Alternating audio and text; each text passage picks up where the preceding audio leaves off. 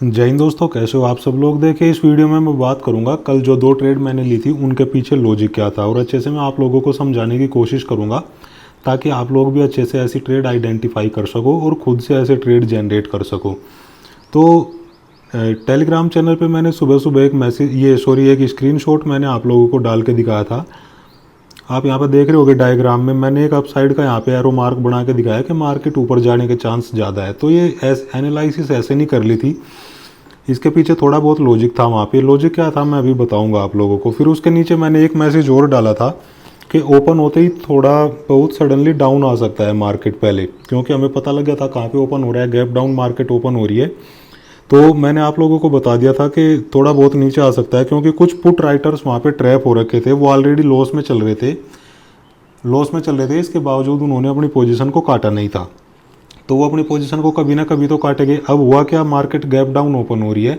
Gap down open होने के बावजूद उनका क्या होगा, जो लॉस होगा, वो ऑलरेडी लॉस में चल रहे थे, गैप डाउन ओपन होने की वजह से और लॉस उनका बढ़ गया। तो वहाँ पे क्या होगा, बहुत सारे जो पुट राइटर्स हैं उनके स्टॉप लॉस मार्केट को वहाँ पे मिल जाएंगे, तो एक सडन डाउनफॉल मार्केट वहाँ पे दिखा सकती है।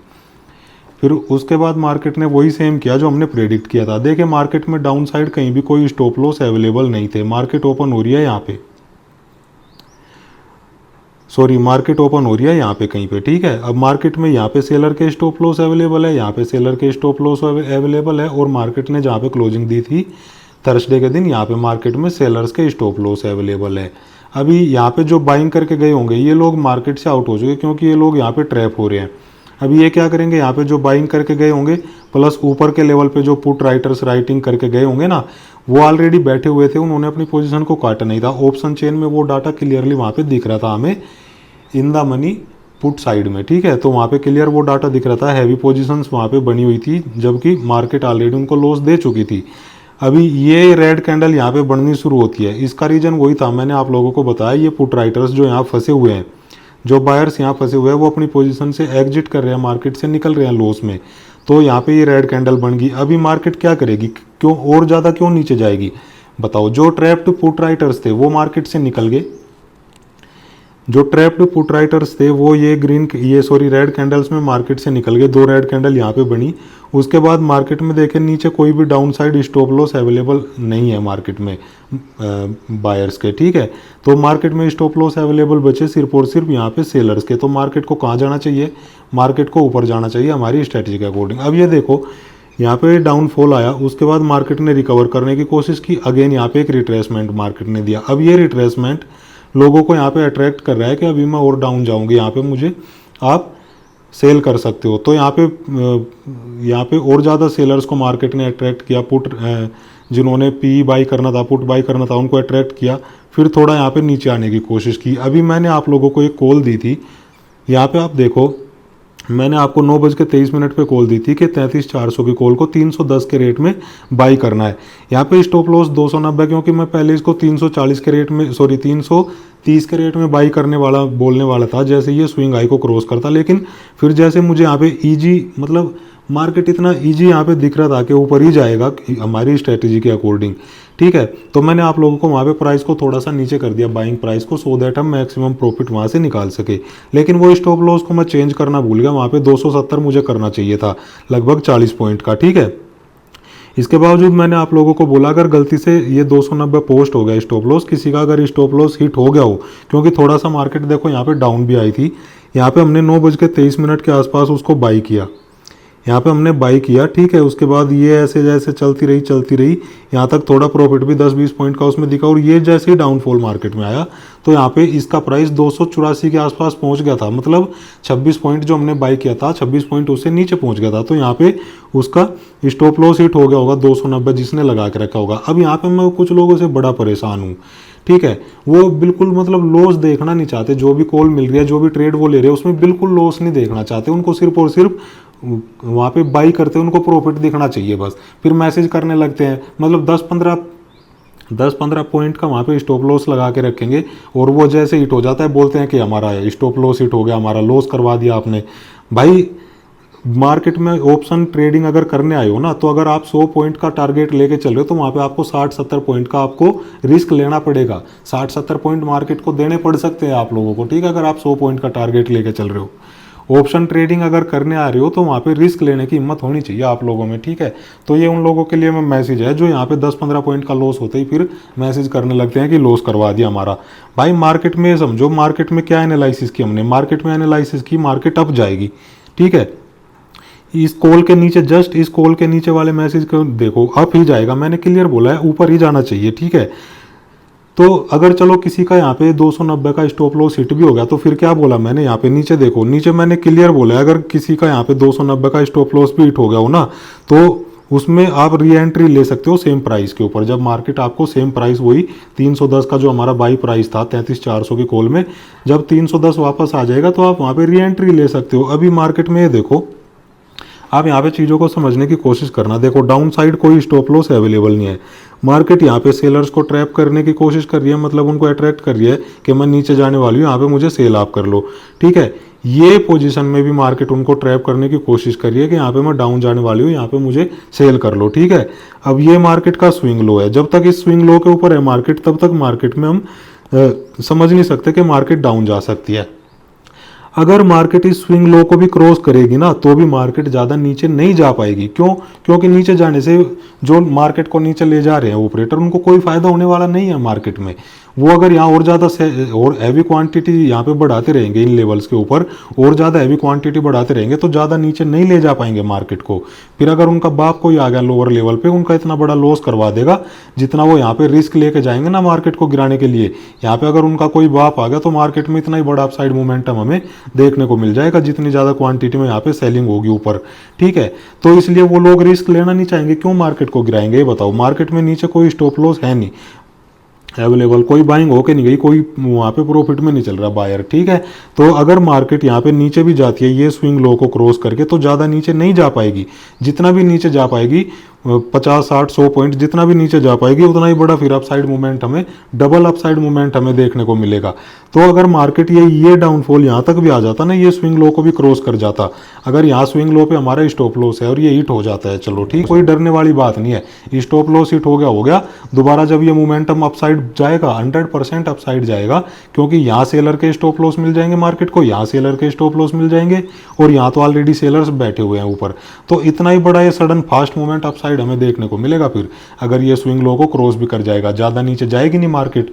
तो आप ऐसे इस चीज़ को समझने की कोशिश करो। अब ये छोटे छोटे से डाउनफॉल में, ये रिट्रेसमेंट में, यहाँ पे रिट्रेसमेंट हुआ, यहाँ पे रिट्रेस आया, यहाँ पे रिट्रेस आया, अब इसमें किसी का 15 पॉइंट का स्टॉप लॉस हिट हो जाता है तो मैसेज करने लगते हैं हमारा स्टॉप लॉस हिट हो गया, हमारा लॉस करवा दिया, ठीक है। वो गलती से 290 का स्टॉप लॉस पोस्ट हो गया, कोई दिक्कत नहीं है। अगर यहाँ पे 290 का स्टॉप लॉस हिट हो भी जाता है तो री एंट्री के लिए मैंने तुरंत मैसेज दे दिया, सेम प्राइस पे अगर आ जाता है तो वहाँ पे आपको री एंट्री ले लेनी है।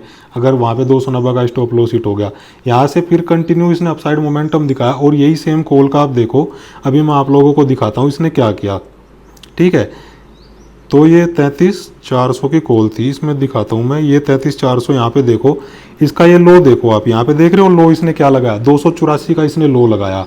हमारा बाई प्राइस था 310, इसने लो कितना लगाया 284 का, और आई इसने लगाया 540 का, इसने आई लगाया उसी दिन, ठीक है।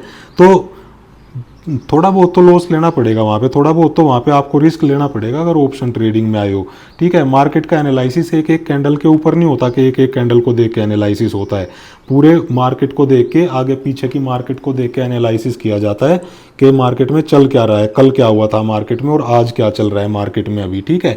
तो एनालिसिस में कोई दिक्कत नहीं थी, कुछ दिक्कत वाली बात नहीं थी वहाँ पे, लेकिन आप लोगों को थोड़ा वहाँ पे समझना पड़ेगा। अब ये कैंडल अगर बन रही है यहाँ छोटी छोटी, ये कैंडल बन रही है छोटी छोटी, तो इन्हीं को देख के आप एनालिसिस नहीं कर सकते कि मार्केट यहाँ पे हमें बड़ा लॉस देने वाली है। मार्केट में देखा जाता है यहाँ पे क्या हुआ था मार्केट में कल, अभी तक मार्केट में क्या हुआ है यहाँ पे, ठीक है। ये सारी चीज़ें देख के तब मार्केट में डिसाइड किया जाता है कि मार्केट में हमें क्या मूवमेंट मिलने वाला है। तो मुझे उम्मीद है कि इस ट्रेड के पीछे तो लॉजिक आप लोगों को समझ में आ गया होगा। यहाँ पे अब दूसरी कॉल मैंने ली थी निफ्टी में मैंने क्लियर आप लोगों को स्क्रीनशॉट डाल के दिखाया था कि वहाँ पे 15 मिनट के चार्ट के ऊपर वहाँ पे एक ट्रेंड रिवर्सल का साइन मुझे देखने को मिल रहा है। ये क्लियर मैंने यहाँ पे देखो ये स्क्रीनशॉट आप लोगों को दिखाया था। तो इसको मैं निफ्टी के चार्ट पे लेके चलता हूँ, वहाँ पे उस टाइम चल क्या रहा था। ये देखो 15 मिनट का चार्ट मैंने लगा लिया। अब यहाँ 15 मिनट के चार्ट में देखो, यहाँ पे ये क्लियर एक ट्रेंड रिवर्सल का साइन हमें देखने को मिल रहा है। तो मैंने आप लोगों को बताया भी था कि ये जो 15,000 कितना है 15,635 के आसपास, 15,635 के आसपास इसके ऊपर आपका ऑर्डर होना चाहिए। ठीक है, ऑर्डर यहाँ पे होगा और स्टॉप लॉस यहाँ पे हो जाएगा। तो ये यहाँ पे अगर ऑर्डर लगा के थोड़ा सा ऊपर गया, ठीक है, मैंने जो यहाँ पे कॉल ली थी वो मैंने ली थी क्या थी वो, मैंने यहाँ पे जो कॉल ली थी, हाँ वो ये निफ्टी की 15,650 की कॉल मैंने ली थी। ठीक है, 134 के भाव पे। तो अभी इसको मैं वापस निफ्टी के चार्ट पे लेके चलता हूँ। तो मैंने 15,650 की कॉल ली थी, यहाँ पे वो ऑर्डर था 15,635 के आसपास, 15,635। तो मैंने 15,650 की कॉल यहाँ पे ली थी 134 के भाव पे। ठीक है, ज़्यादा क्वांटिटी नहीं थी, सिर्फ 400 क्वांटिटी यहाँ पे थी इसमें। तो 134 के भाव पे मैंने ली थी और 30 पॉइंट का मेरा यहाँ पे स्टॉप लॉस था और टारगेट था मेरा 60 पॉइंट से ज़्यादा का।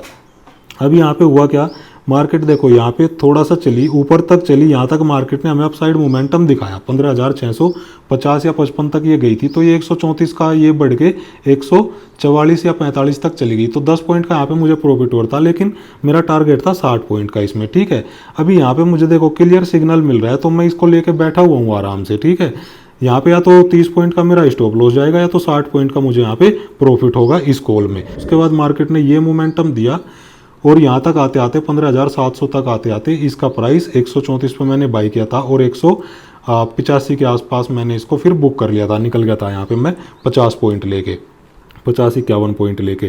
तो ऐसे आप लोगों को समझना पड़ेगा, ऐसे आप लोगों को एनालिसिस करना पड़ेगा। एक एक कैंडल का एनालिसिस नहीं होता कि 1 मिनट की एक कैंडल पे आप एनालिसिस कर रहे हो। अगर ग्रीन कैंडल वहाँ पे बनी तो वहाँ पे कॉल ले ली और लग रहा है कि मार्केट ऊपर जाएगी, रेड कैंडल बनी तो वहाँ पे पुट ले ली। ऐसे एक एक कैंडल पे बिल्कुल एनालिसिस नहीं बनता, आप लोगों को देखना पड़ेगा पूरा कल का चार्ट क्या था वहाँ पे वो देखना पड़ेगा, अभी क्या चल रहा है मार्केट में, सुबह से क्या, सारी चीज़ें देखनी पड़ेगी। तब उसके बाद किसी डिसीजन के ऊपर आप लोग वहाँ पे जा सकते हो, आपको क्या ट्रेड लेना है। अभी ये सिर्फ देखो यहाँ पे स्टॉप लॉस अवेलेबल है, यहाँ पे सेलर के स्टॉप लॉस अवेलेबल है, गैप डाउन ओपन हो रही है, बैंक निफ्टी तो नीचे गिर नहीं रहा है। इसका मतलब क्या है, सिर्फ और सिर्फ निफ्टी गिर रहा है। तो निफ्टी की जो कंपोनेंट है, जो बड़ी बड़ी कंपनियां है निफ्टी 50 में, ठीक है, उनमें कुछ ना कुछ हलचल हो रही होगी तभी तो निफ्टी गिर रहा है। हो सकता है लोग अपनी पुरानी इन्वेस्टमेंट वहाँ से निकाल रहे हो तभी तो निफ्टी गिर रहा है, अदरवाइज कोई दूसरा चांस है नहीं निफ्टी के पास। अगर बैंक निफ्टी गिरेगा, ठीक है, अगर बैंक निफ्टी गिरेगा तो उसका इम्पैक्ट आता है निफ्टी के ऊपर, नो डाउट, ठीक है। लेकिन अगर निफ्टी भी कंटिन्यू गिर रहा है तो जरूरी नहीं है कि निफ्टी का भी इफेक्ट बैंक निफ्टी के ऊपर जाए। बैंक निफ्टी में क्या है कंपोनेंट्स, वो बैंकिंग सेक्टर के जो बैंक है ना उनके कंपोनेंट वो सारे है वहाँ पे, ठीक है। तो जरूरी नहीं है कि निफ्टी अगर गिर रहा है तो बैंक निफ्टी भी कंटिन्यू गिरता जाए। निफ्टी देखो गिर रहा था लेकिन बैंक निफ्टी वहाँ पे होल्ड कर रहा था एक पोजीशन के ऊपर, ठीक है। तो इसका मतलब अगर निफ्टी में भी थोड़ा सा अपसाइड मोमेंटम शुरू हो जाए ना तो बैंक निफ्टी डबल मूव देगा वहाँ पे, क्योंकि बैंक निफ्टी गिरा नहीं है ज़्यादा।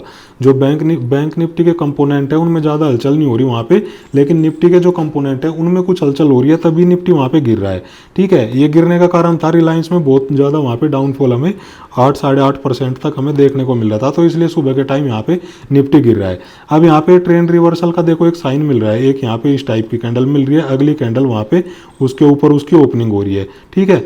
तो यहाँ से देखो ये बढ़िया अपसाइड एक डाउनफॉल के बाद ये डाउनफॉल हो चुका निफ्टी में।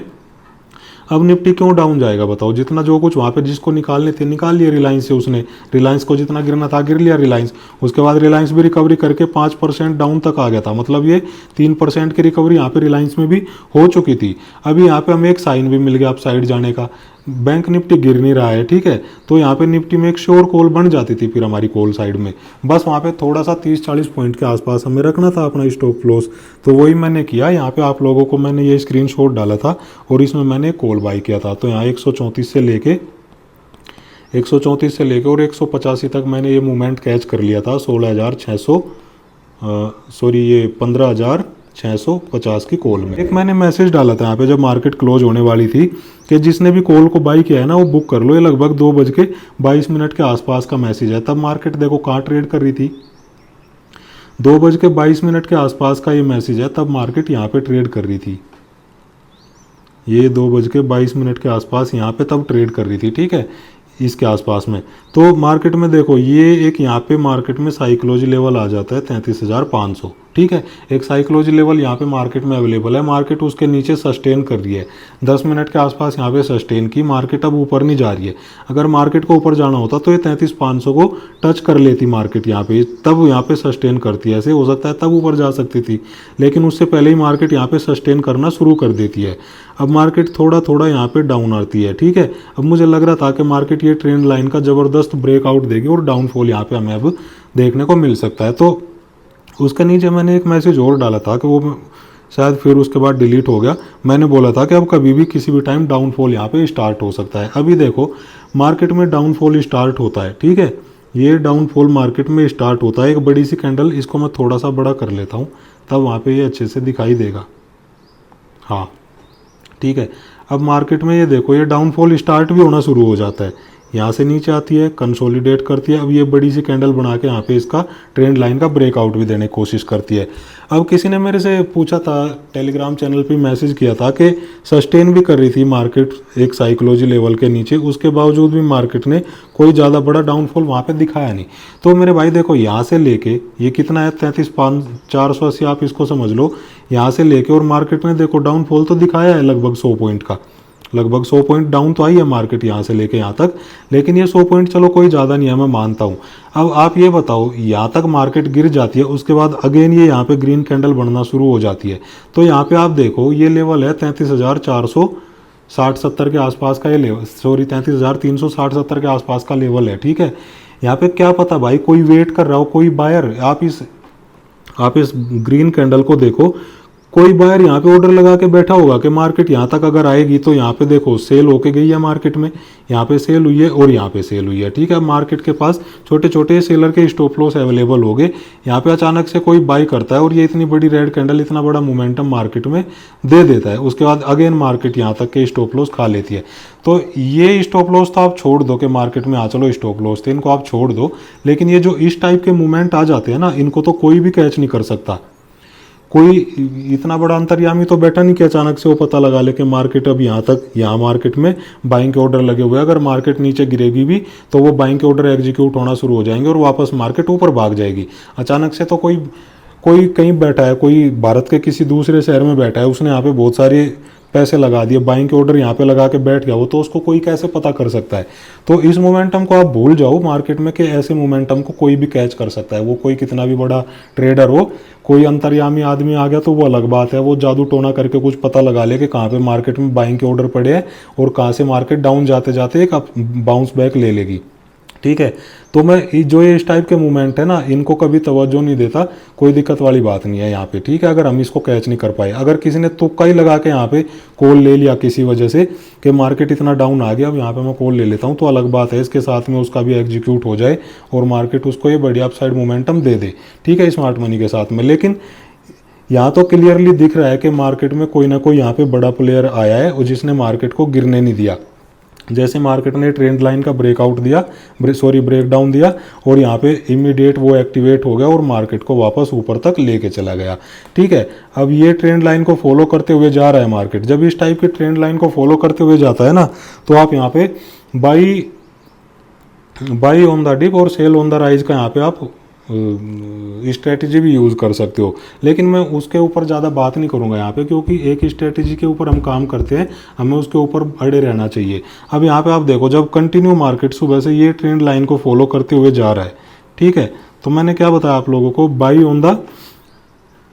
On the dip sell on the rise. तो यहाँ पे राइज होता है मार्केट, यहाँ पे राइज होता है, यहाँ पे आप सेल कर लो, ये मोमेंटम मिल जाएगा। यहाँ पे डिप मिल गया, यहाँ पे डिप मिल गया, यहाँ से आप फिर ये मोमेंटम ले सकते, तो ऐसे आप करके कर सकते हो। लेकिन इस स्ट्रेटजी के ऊपर मैं ज़्यादा बात नहीं करूँगा, क्योंकि इसका कोई भरोसा नहीं है कब यहाँ पे ब्रेकआउट या ब्रेकडाउन फेल हो जाए और कब वहाँ पे गड्ढे में चली जाए मार्केट या कहीं भी चली जाए, तो वहाँ पे स्टॉप लॉस हिट होने के भी चांस रहते हैं और सडनली बहुत बड़ा लॉस होने के भी चांस रहते हैं। तो इसके ऊपर तो मैं ज़्यादा बात नहीं करूँगा।